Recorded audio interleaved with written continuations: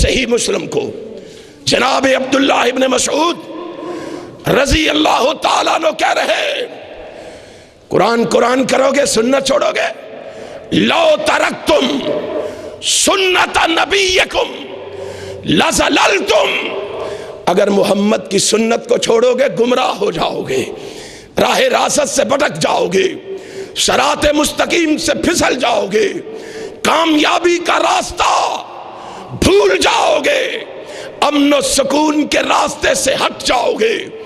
آؤ سنت کی بات کرو، رب کائنات کے حبیب کے عمل کی بات کرو۔ ہم تمہیں اگر اپنے کسی کی اتباع پیروی اطاعت کی بات کریں تو نہ مان، یار ہماری بات یا رب کے قرآن کی ہوتی ہے یا محمد کے فرمان کی ہوتی ہے۔ اور نبی علیہ السلام کو اللہ نے کائنات میں مبعوث فرمایا، مبعوث فرمانے کے بعد فرمایا اب تم نے کہاں ماننا ہے، تم نے اطاعت کرنی ہے، تم نے فرما برداری کرنی ہے، تم نے کامیابی کے راستے پہ اگر چلنا ہے، تم نے فوز و فلاح کا راستہ اگر اختیار کرنا ہے، تم نے میرا اگر لاڈلا بننا ہے، میرا پیارا بننا ہے، میرا محبوب بننا ہے، میرا برگزیدہ بننا ہے، میرا مقرب بننا ہے، میرے قریب ہونا ہے، میرے لاڈلے بننا ہے، تو اس کا ایک ہی طریقہ ہے کہ جناب محمد کی سنت کو سینے سے لگا لو، آپ کی حدیث کو لگا لو، پڑھو قرآن، قل ان کنتم تحبون اللہ فاتبعونی یحببکم اللہ ویغفر لکم ذنوبکم واللہ غفور الرحیم۔ اے محبوب ان کو کہہ دو تیری سنت کو سینے سے لگانا ان کا کام ہے، تیری حدیث سے پیار کرنا ان کا کام ہے، ان کو اپنا محبوب بنا لینا میں عرش والے خدا کا کام ہے۔ اور صرف محبوب نہیں بناؤں گا، وَيَغْفِرْ لَكُمْ، جس دن تیرا یہ امتی جو ہے یہ عزم کر کے آئے گا، یہ پختہ ارادہ لے کے آئے گا، اس سوچ سے آئے گا، اس فکر سے آئے گا، اس لگن سے آئے گا میں نے نبی کی اتباع کرنی ہے، میں نے نبی کی فرما برداری کرنی ہے، میں نے زندگی نبی کی سنت کے مطابق گزارنی ہے، میں نے زندگی نبی کی اطاعت میں گزارنی ہے، میں نے زندگی نبی کی فرما برداری میں گزارنی ہے۔ فرمایا یہ عزم کر کے اس حال کے دروازے سے باہر بعد میں نکلے گا، اس کے گناہوں پہ معافی کا قلم پہلے پھیر دوں گا۔ اور تو کیا چاہتا ہے، اور کیا چاہتا ہے؟ صحابہ نے رب کے پیغام کو سنا، محبوب کی زبان سے سنا، آمنہ کے لال جناب محمد کے جانشاروں نے نبی کی زبان سے سنا۔ آج میں بھی محب ہوں، تو بھی محب ہے، میرا اٹھنا بھی نبی کی سنت کے مطابق نہیں، تیرا اٹھنا نبی کی سنت کے مطابق نہیں، تیرا بیٹھنا نبی کی سنت کے مطابق نہیں، تیرا چلنا نبی کی سنت کے مطابق نہیں، تیرا کھانا نبی کی سنت کے مطابق نہیں، تیرا پینا نبی کی سنت کے مطابق نہیں۔ یار میں اور تو کیسے محب ہیں؟ ہمارا آنا نبی کی سنت کے مطابق نہیں، ہمارا جانا نبی کی سنت کے مطابق نہیں، ہماری معیشت نبی کی سنت کے مطابق نہیں، ہماری معاشرت نبی کی سنت کے مطابق نہیں، ہماری ثقافت نبی کی سنت کے مطابق نہیں، ہماری تجارت نبی کی سنت کے مطابق نہیں۔ رب ذوالجلال کی قسم ہے ہم محب کہلاتے ہیں، ہم نبی کے عاشق کہلاتے ہیں، ہم نبی کے پیارے کہلاتے ہیں، عقیدت مند کہلاتے ہیں، ارادت مند کہلاتے ہیں۔ اگر ارادت مند ہوتے مر جانا تو گوارا کر لیتے، محمد کی سنت کو چھوڑنا کبھی گوارا نہ کرتے۔ یقین نہیں آتا؟ یہ دیکھ حدیبیہ کے میدان سے امام کائنات جناب محمد صلی اللہ علیہ وسلم اپنا ایک نمائندہ بھیج رہے ہیں مکہ کی طرف۔ کون ہے؟ عثمان ابن عفان رضی اللہ تعالی عنہ نمائندے بن کے مکہ معظمہ پہنچے، اپنے چچا زاد بھائیوں کے پاس جا کے ٹھہرے، بھائی میں نمائندہ بن کے آیا ہوں، ان سرداروں سے لیڈروں سے میری ملاقات کرواؤ۔ میں معاملات طے کرنا چاہتا ہوں۔ انہوں نے کہا چلو معاملات طے ہوتے رہیں گے، عثمان آ ہی گئے ہو، چھوڑو نبی کی بات کو، آؤ ہمارے ساتھ، چلو چل کے بیت اللہ کا طواف کرو، چلو چل کے آب زمزم پیو، مقام ابراہیم پہ چل کے نفل ادا کرو، حجر اسود کو چل کے بوسہ دو۔ ہائے عثمان تیری عظمت پہ قربان رضی اللہ تعالی۔ کہا اے میرے دوستو، ساتھیو، یارو، رشتہ دارو، مجھے میرے محبوب نے مذاکرات کے لیے بھیجا ہے، بیت اللہ کے طواف کے لیے نہیں بھیجا۔ ان کی محبت، ان کا پیار، ان کی عقیدت دیکھیے۔ انہوں نے کہا اچھا نہیں کرو گے؟ کہا نہیں کریں گے۔ کہا چلو پھر تیار ہو، ہم آپ کی سرداروں سے ملاقات کرواتے۔ حضرت عثمان تیار ہوئے، اور حضرت عثمان تیار ہو کے رضی اللہ تعالیٰ سرداروں کو، وڈیروں کو، چودھریوں کو، بڑوں کو، حکمرانوں کو ملنے کے لیے جا رہے۔ تیار ہو کے نکلے تو اپنے کزنوں کی، عزیزوں کی نگاہ پڑی، حضرت عثمان کا تہ بند آدھی پنڈلی تک تھا، آدھی پنڈلی تک حضرت عثمان کا تہ بند۔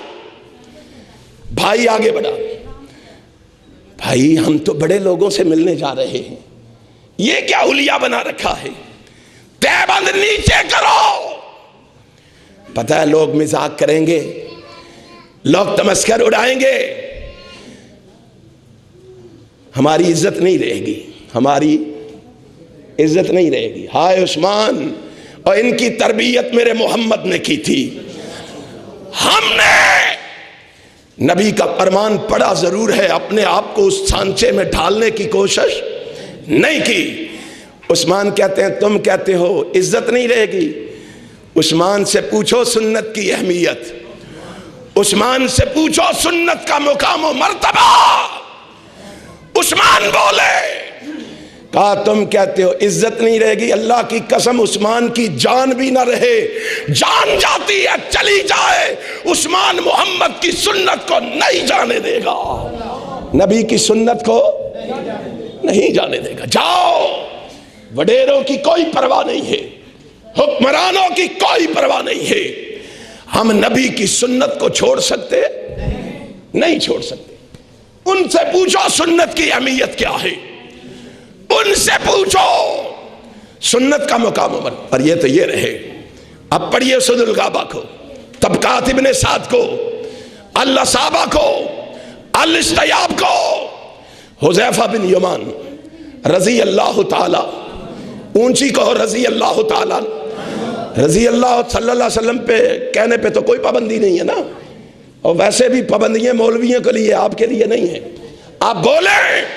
اور انشاءاللہ اللہ کی قسم کھا کے کہتا ہوں، دنیا جان کی پابندیاں آ جائے، اہل حدیث کے یہ جوان گلی گلی کتاب و سنت کا پیغام پہنچا کے رہیں گے، محمد کی سنت کا ڈنکا بجا کے رہیں گے۔ عزم کرتے ہو تم نبی کی سنت اور نبی کے فرمان کو پہنچاؤ، انشاءاللہ دنیا کو امن بھی نصیب ہوگا، سکون بھی نصیب ہوگا۔ آؤ، یہ حذیفہ بن یمان رضی اللہ تعالیٰ عنہ، یہ آج سپر پاور کے بادشاہ کسرا سے مذاکرات کے لیے جا رہے، مذاکرات کے لیے جا رہے حذیفہ رضی اللہ تعالیٰ عنہ، اور انہوں نے ایران کے بڑے بڑے شہر عطا کیے ہیں، بہت بڑے صحابی جن کے بارے میں رحمت کائنات نے کہا تھا، اور لوگوں میرا حذیفہ جب بھی بولے جو بولے سمجھنا سچ بول رہا ہے۔ وہ حذیفہ آج سپر پاور طاقت کے بادشاہ کسرا سے مذاکرات کے لیے گئے، مذاکرات کے لیے پہنچے، بڑے اہتمام کیے کسرا نے، اپنے دربار میں ان کے لیے دسترخوان سجائے، انہوں نے ان کے لیے طرح طرح کے کھانے بنوائے، اور پھر اس دسترخوان پہ تہذیب کے دعوے داروں کو، اپنے حوالی اور موالیوں کو اس دسترخوان پہ جمع کیا، اس دسترخوان پہ اکٹھا کیا۔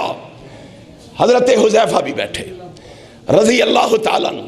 حضرت حذیفہ کھانا کھانے لگے تو لقمہ ہاتھ سے چھوٹ کے زمین پہ گر گیا، لقمہ گرا۔ اب حضرت حذیفہ نے وہ لقمہ اٹھا کے کھانا چاہا، منہ میں ڈالنا چاہا، ساتھ بیٹھے ہوئے ساتھی نے کہا نہ اٹھانا۔ کیوں؟ یہ لوگ کہیں گے کیسے لوگ ہیں نیچے سے اٹھا کے کھا رہے ہیں۔ آج ہمارے ہاں بھی یہ چیز بڑی عام ہو گئی ہے، کھانا ڈسٹ بن کی نظر تو کر دیں گے، کسی غریب کے منہ میں ڈالنا پسند نہیں کریں گے۔ ہائے ہائے ہائے، پورا ٹرے، پورا ڈونگا نیچے گر جائے نا تو ہم پریشان نہیں ہوتے، ہم کہتے چھوڑو جی اور لے آؤ جی بازار سے، اس کو ہاتھ نہ لگانا۔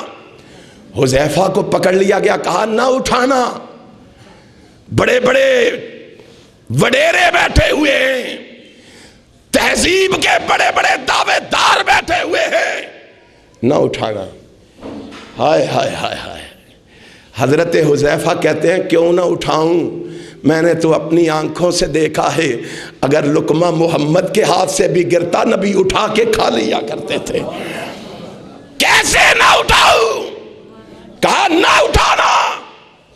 ہائے ہائے، اگلا جواب کیا دیا؟ اترکو سنت رسول اللہ صلی اللہ علیہ وسلم لہؤلاء الحمقیہ، کیا میں ان بے وقوفوں کی وجہ سے اپنے محمد کی سنت کو چھوڑ دوں، اپنے نبی کے فرمان کو چھوڑ دوں؟ دنیا کو بتاؤ میں نبی سے محبت کرنے والا جہان تو چھوڑ سکتا ہوں، محمد کا فرمان نہیں چھوڑ سکتا۔ جاؤ سنت کی اہمیت پوچھنی ہے تو جناب محمد کے صحابہ سے پوچھو، رحمت کائنات کے جانثاروں سے پوچھو۔ چلیے صحیح البخاری میں چلتے ہیں۔ صحیح البخاری، امام کائنات جناب محمد صلی اللہ علیہ وسلم کے جانثار وفادار عمر ابن خطاب رضی اللہ تعالیٰ عنہ بیت اللہ کے صحن میں کھڑے ہیں، بیت اللہ کے صحن میں چلتے چلتے چلتے چلتے حجر اسود تک پہنچ گئے۔ حجر اسود کو چومنے سے پہلے عمر پہلے اپنے عقیدے کا اظہار کرتا ہے، دنیا کو پتا چلے حجر اسود کو بوسہ دینے والے کا عقیدہ کیا ہے، نظریہ کیا ہے، سوچ کیا ہے، فکر کیا ہے۔ جناب عمر ابن خطاب رضی اللہ تعالی عنہ اس پتھر کو دیکھ کر فرماتے ہیں انکا حجر، انکا عالم، انکا حجر لا تنفع ولا تضر۔ اے پتھر، کسی وہم میں، غلط فہمی میں نہ رہنا، میرا عقیدہ یہ ہے کہ تو ایک پتھر ہے، نہ تو نفع کا مالک ہے نہ تو نقصان کا مالک ہے۔ کون کہہ رہا ہے؟ عمر ابن خطاب۔ کس کو کہہ رہا ہے؟ حجر اسود کو۔ کون سے پتھر کو کہہ رہا ہے؟ جو جنت سے آیا ہے، جو جنت سے آیا ہے، جسے جبریل لایا ہے اور جسے ابراہیم نے اس مقام پہ لگایا ہے، اور جس کے بارے میں محمد نے فرمایا ہے اگر گجرا والے کا کوئی گناہگار صبر کر کے یہاں آئے گا اور اپنے لب اس پہ رکھ کے اس کو بوسہ دے گا، یہ پتھر اس کے گناہوں کو اس طرح چوس لے گا جس طرح ناگی سانپ کے زہر کو چوس لیتا ہے۔ اس پتھر کے بارے میں عمر کہہ رہے اعلم انک حجر لا تنفع ولا تضر، تو نفع کا مالک بھی نہیں، تو نقصان کا مالک بھی نہیں۔ اب یہاں وہ لوگ سوچیں، وہ مولوی سوچیں، وہ مفتی سوچیں، وہ پیر سوچیں، وہ مرید سوچیں، وہ درویش سوچیں، وہ صوفی سوچیں، وہ مجاور سوچیں، وہ ملنگ سوچیں، جنہوں نے اپنے ہاتھ پہ کئی انگوٹھیاں پہن رکھی اور پھر ان انگوٹھیوں میں پتھر کے نگ پہن رکھے ہیں، پھر ان کے نام بتاتے ہیں، یہ نیلم کا پتھر ہے، یہ یاقوت کا ہے، یہ زمرد کا ہے، یہ فلاں ہے، یہ سلمانی پتھر ہے، نام بتاتے ہیں۔ بھائی یہ کیوں اتنی پہن رکھی ہیں؟ یہ فلاں بیماری کے لیے، یہ فلاں بیماری کے لیے، یہ فلاں بیماری کے لیے، یہ فلاں بیماری کے لیے، یہ پہنو گے فلاں بیماری نہیں ہوگی، یہ پہنو گے فلاں بیماری سے بچ جاؤ گے، یہ پہنو گے فلاں بیماری سے محفوظ رہو گے۔ میں نے کہا یہ پتھر آئے کہاں سے ہیں؟ کوئی کہتا ہے سرحد سے لایا ہوں، کوئی کہتا ہے جناب سندھ سے لایا ہوں، کوئی کہتا ہے جناب میں بلوچستان سے لایا ہوں، کوئی کہتا ہے جناب میں پنجاب سے لایا ہوں، کوئی کہتا ہے میں ہندوستان سے لایا ہوں، کوئی کہتا ہے میں افغانستان سے لایا ہوں، کوئی کہتا ہے میں انگلستان سے لایا ہوں، کوئی کہتا ہے میں ایران سے لایا ہوں۔ میں نے کہا بس یارو ان پتھروں کے بارے میں تمہارا یہ عقیدہ ہے، عقیدہ سیکھنا ہے تو عمر سے پوچھو جس کا عقیدہ جنت میں آنے والے پتھر کے بارے میں یہ ہے۔ عقیدہ سیکھنا ہے تو عمر ابن خطاب سے سیکھو رضی اللہ تعالی۔ جناب عمر ابن خطاب کہہ رہے اے حجر اسود تو ایک پتھر ہے، نفع نقصان کا مالک۔ پیچھے کھڑے ساتھی نے پوچھا اچھا نفع نقصان کا مالک نہیں تو چومتے کیوں اس کو اتنا پیار کیوں کرتے ہو؟ اب عمر بولے لولا انی رأیت رسول اللہ صلی اللہ علیہ وسلم یقبلک ما قبلتک۔ اور دنیا یہ جان لے، دنیا یہ سمجھ لے، دنیا یہ حاصل کر لے، میں اس کو اس لیے نہیں چوم رہا، یہ حجر اسود جو ہے بیت اللہ کے کونے میں نصب ہے، میں اسے اس لیے نہیں چوم رہا، یہ حجر اسود جنت سے آیا ہے، ابراہیم نے لگایا ہے، میں اس پتھر کو اس لیے چوم رہا ہوں کہ میرے آقا و مولا محمد نے اس پتھر کو چوما ہے۔ میرے چومنے کا سبب محمد کی سنت ہے، میرے چومنے کا سبب محمد کی حدیث ہے، میرے چومنے کا سبب نبی کا قول ہے، میرے چومنے کا سبب نبی کا فعل ہے۔ کیا تمہیں پتا ہے امام کائنات جناب محمد صلی اللہ علیہ وسلم کی سنت کی اہمیت کیا ہے؟ آپ کے فرمان کا، آپ کے حکم کا، آپ کے ارشادات کا مقام کیا ہے؟ نبی کی سنت کے خلاف باتیں کرتے ہو، نبی کی سنت کا تمسخر اڑاتے ہو، نبی کی سنت کا مذاق اڑاتے ہو۔ اور ایک بات میں کہنا چاہوں گا، اہل حدیثو تم نے نبی کی سنت کو عام کرنا ہے۔ کہو انشاءاللہ، سارے کہو انشاءاللہ، نبی کی سنت کو عام کرنا ہے، اور جہاں نبی کی سنت کی مخالفت ہو وہاں اعلان بھی کرنا ہے۔ کرو گے؟ ڈرے ڈرے بیٹھے ہو، کرو گے؟ کیسے؟ صحابہ سے سیکھو، صحابہ سے سیکھو، پڑھو صحیح مسلم کو۔ صحیح مسلم ہے، اللہ کی قسم جب میں محمد کے صحابہ کی زندگی کا مطالعہ کرتا ہوں، ان کی جرأتوں کو دیکھتا ہوں، ان کی ہمتوں کو دیکھتا ہوں، پھر حوصلہ ملتا ہے حق کہنے کا، پھر حوصلہ ملتا ہے سچ کہنے کا۔ ہائے صحیح مسلم ہے، ابو عبیدہ کہہ رہے ہیں یخطب قائداً، ممبر پہ بیٹھ کے خطبہ دے رہا ہے، ممبر پہ بیٹھ کے خطبہ دے رہا ہے۔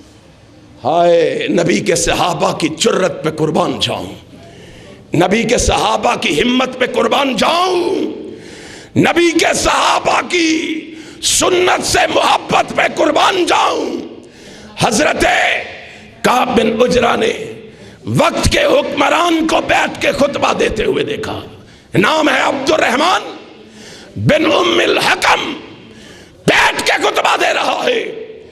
کہتے ہیں میں نے تو جتنی دیر محمد کو دیکھا اس نے کھڑے ہو کے خطبہ دیا ہے۔ امام کائنات کی حدیث تو ہے کھڑے ہو کے خطبہ دینا۔ قرآن کی آیت بھی بتاتی ہے وَإِذَا رَأَوْا تِجَارَةً أَوْ لَهْوًا انفَضُّوا۔ قرآن مجید اعلان کر کے کہتا ہے، اعلان کر کے فرمایا وہ نبی تو کھڑا ہو کے خطبہ دے اور یہ بیٹھ کے دے رہا ہے۔ مجمع میں کھڑے ہو کے کہتے ہیں میں حق کا اعلان کرنے لگا ہوں۔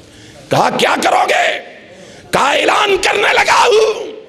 ہائے لوگوں نے پکڑا، حکمران ہے بیٹھ جاؤ، بات نہ کرنا، پکڑے جاؤ گے، مارے جاؤ گے، گرفتار کر لیے جاؤ گے، پابند سلاسل کر دیے جاؤ گے، ہاں آلام، دکھ، مصائب، مشکلات میں مبتلا کر دیے جاؤ گے۔ کہا ساری باتیں موجود ہیں، ساری باتیں منظور ہیں، محمد کی سنت سے بے وفائی منظور نہیں ہے۔ اٹھے مجمع کے درمیان سے کھڑے ہو کے اعلان کیا انظروا الی ھذا الخبیث، انظروا الی ھذا الخبیث یخطب قائدا۔ اس خبیث کو دیکھو بیٹھ کے خطبہ دے کے محمد کی سنت کی مخالفت کر رہا ہے۔ قرآن کہتا ہے فَلْيَحْذَرِ الَّذِينَ يُخَالِفُونَ عَنْ أَمْرِهِ أَن تُصِيبَهُمْ فِتْنَةٌ أَوْ يُصِيبَهُمْ عَذَابٌ عَلِيمٌ۔ قرآن کہتا ہے اللہ کے رسول کی مخالفت سے ڈر جاؤ، اللہ کے رسول کی نافرمانی سے ڈر جاؤ، اللہ کے رسول کے حکموں کو ہاں پسے پشت ڈالنے سے ڈر جاؤ، اللہ کے رسول کی مخالفت سے ڈر جاؤ۔ ان کو کوئی خوف نہیں آتا۔ آؤ لوگو اس جرت کے ساتھ، اس ہمت کے ساتھ، اس بہادری کے ساتھ، اس ولولے کے ساتھ محمد کی سنت کے جھنڈوں کو تھام کر میدان عمل میں قدم رکھو اور دنیا کو بتاؤ اہل حدیث کٹ جائے گا، مٹ جائے گا، مر جائے گا، اپنی زندگی میں محمد کی سنت پہ آنچ نہیں آنے دے گا۔ عزم کرتے ہو؟ آؤ رسول اللہ کی سنت کو سینے سے لگاؤ، آؤ رسول اللہ کے فرامین کو سینے سے لگاؤ، آؤ رسول اللہ کے ارشادات کو سینے سے لگاؤ، آؤ رسول اللہ کی حدیث کو سینے سے لگاؤ۔ اللہ کی رحمت کے دروازے تمہارے لیے کھول دیے جائیں گے۔ جب اللہ کی رحمت کے دروازے کھلیں گے دنیا کی کوئی طاقت تمہیں پھر ناکام بنا سکتی نہیں۔ آؤ اللہ سے دعا کریں اللہ مجھے اور آپ کو صحیح معنوں میں کتاب و سنت کا پابند بنا دے، سنت پہ چلنے کی توفیق عطا فرما دے۔ اللہ میرے ان بھائیوں کی محنت کو قبول فرما لے۔ ربنا تقبل منا انک انت السمیع العلیم وتب علینا انک انت التواب الرحیم وصلی اللہ تعالی علی رسولہ خیر خلق محمد وآلہ وصحبہ اجمعین برحمتک یا ارحم الراحمین۔